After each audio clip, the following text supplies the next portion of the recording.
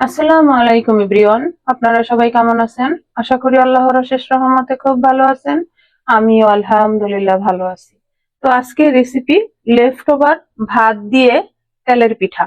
তো এই যে আমার এখানে কালকের বেঁচে যাওয়া এক বাটি ভাত, এই যে দেখেন, এটা আমি এখন প্রথমে ব্লেন্ডারে একটু ব্লেন্ড করে নিব, মানে মিহি একটা পেস্ট করে নিব। এই যে এখন প্রথমে ব্লেন্ডারে ভাতগুলো দিয়ে দিব। আমার হাতটা ধোয়া আছে, হাতেই দিলাম। বিসমিল্লাহির রহমানির রহিম।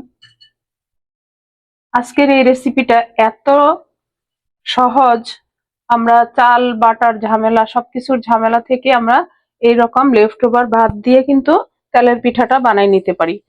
আর এখন দিব আমি এখানে এক মুঠো আতপ চাল, এটাকে ধুয়ে 1 ঘন্টা ভিজায় রাখছিলাম, সেটা দিয়ে দিই। ব্যাস, এই আতপ চালটা এক মুঠো দিলেই চলবে, আর লাগবে না। এক বাটি ভাতের সাথে এক মুঠো চাল, তো এটাই হয়ে যাবে। তো এখন আমি প্রথমে ভাতগুলা আর এই চালটা একসাথে ব্লেন্ড করে নিয়ে আসবো। এই যে ভাত আর চালগুলো আমি ব্লেন্ড করে নিয়ে আসলাম। এই যে দেখেন, এই মিহি একটা পেস্ট করে নিলাম। এই যে এখানে পুরাটাই করে নিছি, এখন এখানে ঢেলে দিব। দিয়ে দিব আমি স্বাদ মতো লবণ, আর দিব এই যে এইরকম ঝোলা গুড়, এটা খেজুরের ঝোলা গুড়টা দিব, একেবারে দানা দানা। তো আপনাদের হাতের কাছে যদি না থাকে তাহলে আপনারা চিনিটা দিয়েও বানিয়ে নিতে পারেন। আর গুড়ের মেজারমেন্টটা বললাম না, যে যতটুকু মিষ্টি খান অতটুকু দিয়ে নিবেন। এই যে এখন আমি এটার সাথে ভালোভাবে প্রথমে মিক্স করে নিব। আর আজকে এই যে আমি আতপ চালটা দিলাম, যদি আপনাদের হাতের কাছে না থাকে তাহলে পোলার চাল দিলেও চলবে। আমার কাছে ছিল তাই আমি দিলাম, আমার ননদ নিয়ে আসছিল। এখন ভালোভাবে প্রথমে মিশাবো, কিন্তু এখানে এখনো পানি দিই নাই। গুড়টা তো ঝোলা ছিল, একটু ঝোল ছিল, সেটা দিয়ে কিন্তু আমি এখনো মাখাইতেছি। যদি লাগে একটু নর্মাল পানি দিব। আর এটাতে কোনো গরম পানিও দেওয়া লাগবে না বা ঠান্ডা পানিও দেওয়া লাগবে না। আর আজকের এই রেসিপিটা জানি না কেউ ভাত দিয়ে তেলের পিঠা খাইছেন কিনা। যদি না খেয়ে থাকেন, আমার এই রেসিপিটা ফলো করে অবশ্যই বানাবেন, খাবেন। আর আমার চ্যানেলটাকে সাবস্ক্রাইব করবেন, লাইক করবেন, শেয়ার করবেন এবং কমেন্টস করবেন। প্লিজ আমার ভাই বোনেরা, আপনারা আমার পাশেই থাকবেন। আর যারা সাবস্ক্রাইব করছেন তাদেরকে অসংখ্য ধন্যবাদ। এখন সামান্য একটু পানি লাগবে, এই অল্প একটু দিয়ে ভালোভাবে আবার মিশিয়ে নিব। আমরা কিন্তু এই চাল ভিজানোর ঝামেলা বা গুঁড়া করার ঝামেলা বা বাটার ঝামেলার জন্য আমরা এই পিঠা অনেকেই বানাই না। আর প্রবাসে বসে তো আরোই কিছু করা যায় না, কারণ হাতের কাছে তো সবকিছু পাওয়া যায় না। এখন এই যে এইভাবে যদি আমরা লেফট ওভার ভাত দিয়ে এই রকম তেলের পিঠা বানাইতে পারি তাহলে তো আর কিছুই লাগে না, তাই না? আর পিঠাটা অনেক সফট হয় খেতে, আর মুচমুচেও হয় উপর দিয়ে, মানে কোনো অংশেই চালের পিঠার থেকে কম হয় না। আর আমাদের বাসায় তো ভাত থাকেই, হয়তো লেফট ওভার হোক বা রান্না করা ভাত হোক, ভাত দিয়ে আপনারা এই পিঠাটা বানাবেন। এই পর্যায়ে দিয়ে দিব আমি হাফ কাপ গুঁড়া দুধ। এই গুঁড়া দুধটাও যদি আপনারা কেউ দিতে না চান তাহলে না দিলেও হবে। এই যে এখন দুধটাকে দিয়েও ভালোভাবে মিশাই নিব। যেমন এটাতে নারিকেল দিলেও অনেকটাই ভালো হয়, কিন্তু আমার বাসায় নারিকেলটা কেউ বেশি একটা পছন্দ করে না, এর জন্য আমি দিলাম না। এই মিশানোর কাজটা যত ভালো হবে পিঠাটাও অতই ভালো হবে।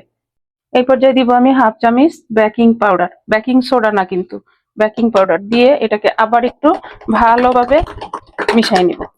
সবকিছু একসাথে মিশানো হয়ে গেল।